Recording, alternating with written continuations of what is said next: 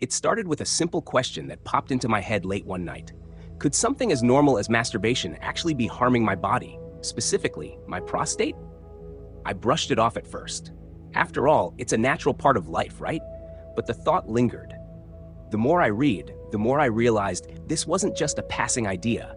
It might be a silent factor in my long-term health. Then I remembered my dad. A few years ago, in his early 60s, he started waking up multiple times a night, rushing to the bathroom. He joked about it at first, but soon it wasn't funny anymore. It turned out his prostate was enlarged, and it was affecting his daily life in ways he never expected. That got me thinking, what if the habits we overlook are quietly shaping our future health? What if the key to understanding our prostate, the tiny gland most men never think about, is hidden in something we do almost instinctively? So I dug deeper, and what I found shocked me. Studies, real-life stories, even doctors, all pointed to surprising connections between ejaculation frequency and prostate health. Some helpful, some risky. This video isn't just about sex. It's about control, balance, and the choices we make every day without even realizing their impact. If you're a man, or someone who cares about one, what you're about to discover could completely change how you look at this tiny but powerful part of your body. Because when it comes to your health, what you don't know might actually hurt you. Number 1, the hidden power of a tiny gland, why your prostate deserves attention. It's strange how something so small can control so much. My father used to be the kind of man who never thought twice about his health. Strong, active, always on the go. But then almost overnight, things changed. He started waking up 3, 4, sometimes 5 times a night just to use the bathroom. His energy dropped. He looked tired, frustrated, even worried.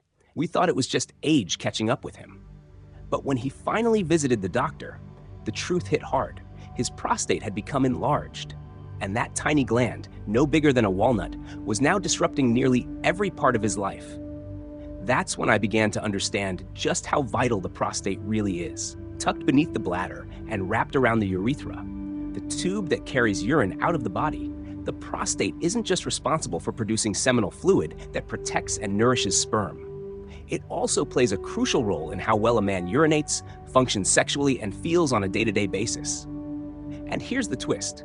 As men age, the risk of prostate enlargement, BPH, benign prostatic hyperplasia, or even prostate cancer increases significantly. Many ignore the signs, frequent urination, weak stream, or discomfort, until it's too late. My father almost did. What shocked me most was how many men walk around completely unaware of what's happening inside their own bodies. So here's the truth. You can't take care of your health without paying attention to your prostate. The good news? Early detection changes everything. Regular checkups, honest conversations with your doctor, and understanding the signs can make the difference between silent suffering and a healthy, active life. Because sometimes it's the things we can't see that deserve the most attention. Number 2, the secret habit that could be helping or hurting your prostate. It started with a conversation I never thought I'd have with my doctor. I had gone in for something unrelated, but somehow the topic of masturbation came up. Awkward? A little. Eye-opening? Absolutely. What he told me turned something I always thought was harmless into a question I couldn't stop thinking about.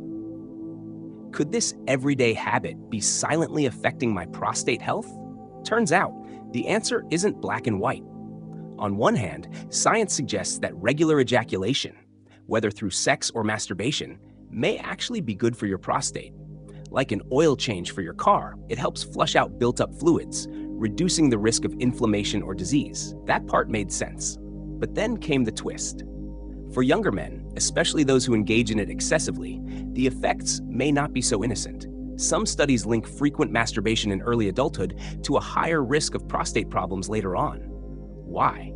It could be due to hormonal imbalances, genetics, or even lifestyle choices that amplify the risks. That's when it hit me. It's not about whether masturbation is good or bad. It's about balance. Everyone's body is different. What helps one person might harm another. The key isn't to stop. It's to be mindful, to understand your body, to recognize that even the most natural habits can have complex consequences. So ask yourself, are you listening to your body or just going through the motions? because sometimes the smallest habits carry the biggest impact. Number 3, the 30-day abstinence challenge. What happens when you hit pause? It started as a dare in a group chat. Bet you can't go 30 days without it. No sex, no masturbation, just nothing. At first, it sounded ridiculous. Why would anyone willingly give up something so natural? But then I got curious. I began reading stories, real men claiming they felt more energized, more focused, even mentally sharper after taking on the challenge. Some said it was like hitting a reset button for their minds and bodies. So I tried it. The first few days were tough, not because of temptation, but because of habit. I hadn't realized how automatic it had become. But then something shifted. I started waking up earlier. My workouts felt stronger. I could sit and work for hours without drifting off in thought. Was this just a placebo? Maybe, but it felt real. Science hasn't confirmed all the benefits yet. There's no universal proof that 30 days of abstinence will improve your prostate health or transform your life. But here's what I learned. It's not just about abstaining, it's about becoming aware. Aware of how often we reach for distraction. Aware of how our energy is spent. Aware of what happens when we create space for something different. Some guys feel incredible after the challenge. Others, not so much. It all depends on you, your body, your mind, your intentions. But one thing is certain. When you step back from routine, even briefly, you might just discover something you didn't know you were missing. Are you brave enough to hit pause? Number 4, the silent disruptor. What every man over 50 should know about BPH. It began with something simple. My friend started waking up at night. Once, then twice, then almost every hour. At first, he laughed it off. Just getting old, he said. But soon, the fatigue set in. His energy dropped. He stopped going out as much. He even began avoiding long car rides, afraid he wouldn't make it to the bathroom in time. The cause? BPH, benign prostatic hyperplasia. It sounds complicated, but it's surprisingly common. As men age, the prostate can enlarge, not due to cancer, but simply as part of the aging process. And while it's not life-threatening, its effects can quietly take over your life. We're talking frequent nighttime urination, a weak or interrupted stream, and sometimes even sexual dysfunction. Not exactly dinner table conversation, but absolutely something every man should know about. Here's the good news. BPH is treatable. Medications, lifestyle adjustments, even simple outpatient procedures can offer real relief. But here's the catch. Most men don't seek help until it's already affecting their quality of life. My friend waited too long. He thought it was embarrassing. He didn't want to admit something was wrong. But when he finally talked to his doctor, everything changed. His symptoms eased. He started sleeping through the night. He felt like himself again. So if you're over 50 or know someone who is, don't ignore the signs. That tiny gland may be quiet, but when it speaks, you'd better listen. Because suffering in silence isn't strength. Getting help is. Number 5, the hidden link. Can how often you ejaculate affect your cancer risk? It was a headline that stopped me mid-scroll. Frequent ejaculation may reduce your risk of prostate cancer. Wait, what?